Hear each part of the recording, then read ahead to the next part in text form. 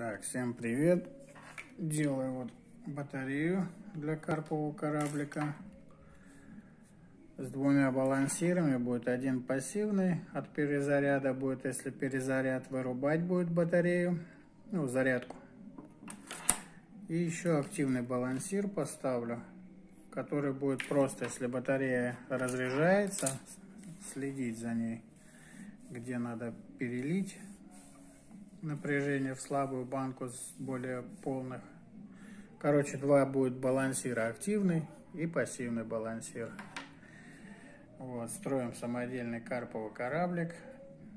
Насмотрелись роликов, что получится, неизвестно.